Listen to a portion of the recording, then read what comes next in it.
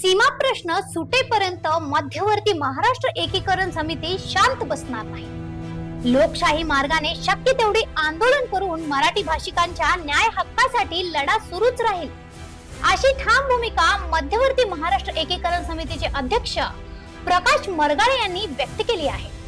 1 जून 1986 च्या कन्नड सक्तीविरोधी आंदोलनातील हुतात्म्यांना अभिवादन करण्यासाठी सोमवारी हिंदलगा येथील हुतात्मा स्मारकावर आयोजित कार्यक्रमात ते बोलत होते। सालाबादप्रमाणे बेळगाव मध्यवर्ती शहर आणि तालुका महाराष्ट्र एकीकरण समितीच्या वतीने हुतात्म्यांना अभिवादन करण्यात आले।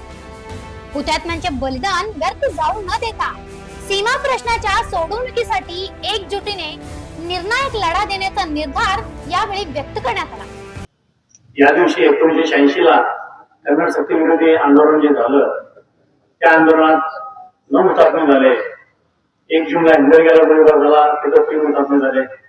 बेळगुंदीला 6 जूनला गोळीबार झाला, तिथं 3 हुतात्मे झाले। मधल्या काळामध्ये हिंदवाडी, जुनी बेळगाव या ठिकाणी हुतात्मे झाले। एकंदरीत 9 हुतात्म्यांपैकी प्रकाश पाटील हा विजयनगरचा कार्यकर्ता चालू असताना नंतर वाढला। खरोखर या बालकांना कन्नड सक्ती नको होती, आपली मातृभाषा मराठी आहे, मराठीमध्ये शिक्षण असावं, पण त्यावेळेच्या हेगडे सरकारने शाळा म्हणून कन्नड सक्ती लागू केली आणि आज ती प्रत्येक स्तरावर कर्नाटक सरकार राबवत आहे। तुम्हाला कल्पना असेल गेल्या 7 महिन्यामध्ये स्थानिक संस्थांच्या वरती किंवा प्रायव्हेट संस्थांच्या वरती जे बोर्ड असतात ते बोर्ड सुद्धा 100% कार्य करावे यासाठी महानगरपालिका कार्यरत आहे। तसं पाहता त्यांचा कायदा हा 60% कन्नड आणि 40% उर्दू भाषा अशा प्रकारचा आहे।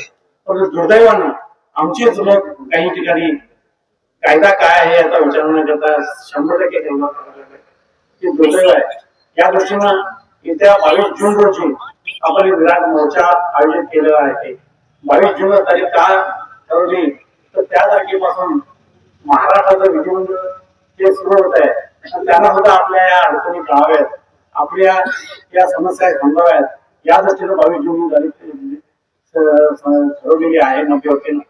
तेव्हा आपण सर्वांनी ती कन्नड सक्ती खरोखर जर दूर करून घ्यायची असेल तर सीमापण सोडवणं हेच कर्तव्य आहे आणि त्या दृष्टीनं आपण आपल्याकडे एकजूटने एकी आधारित ठेवून आपली शक्ती सर्वपणाला लावून आपण या कर्नाटक सरकारच्या विरोधात लढायला पाहिजे।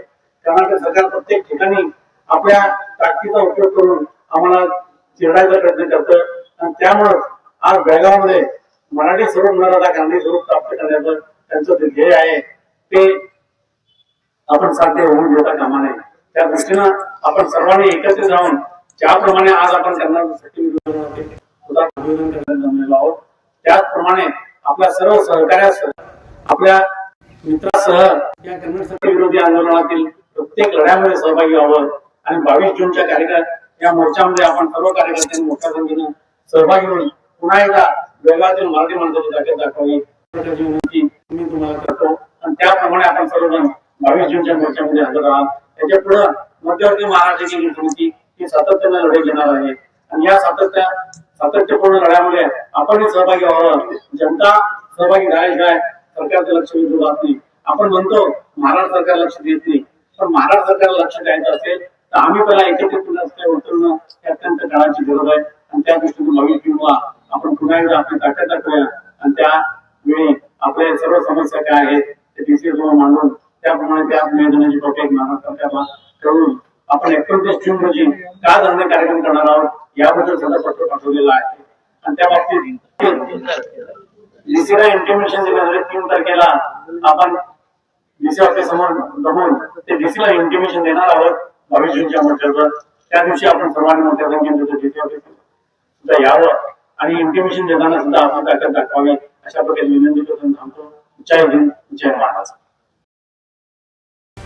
या कार्यक्रमास मध्यवर्ती समितीचे अध्यक्ष प्रकाश मरगाळे, सरचिटणीस मालोजीराव अष्टेकर, बेळगाव तालुका महाराष्ट्र एकीकरण समितीचे कार्याध्यक्ष तथा माजी आमदार मनोहर किनेकर, शहर समिती अध्यक्ष रणजित चौहान पाटील, माजी आमदार दिगंबर पाटील तसेच अनेक माजी नगरसेवक आणि कार्यकर्ते मोठ्या संख्येने उपस्थित होते। कार्यक्रमात हुतात्म्यांच्या प्रतिमांना पुष्पहार अर्पण करून अभिवादन करण्यात आले। बेळगाव, खानापूर, निप्पाणी, बीदर, बाल्कीसह संयुक्त महाराष्ट्र झालाच पाहिजे अशा घोषणांनी परिसर दुमदुमून गेला. आपल्या भाषणात प्रकाश मरगाळे यांनी सरकारी कार्यालयाचे आणि सार्वजनिक नामफलकावर 60% कन्नड बरोबरच 40% इतर भाषांमध्ये मराठीला प्राधान्य देऊन अंमलबजावणी 22 जून पर्यंत करावी अशी मागणी केली.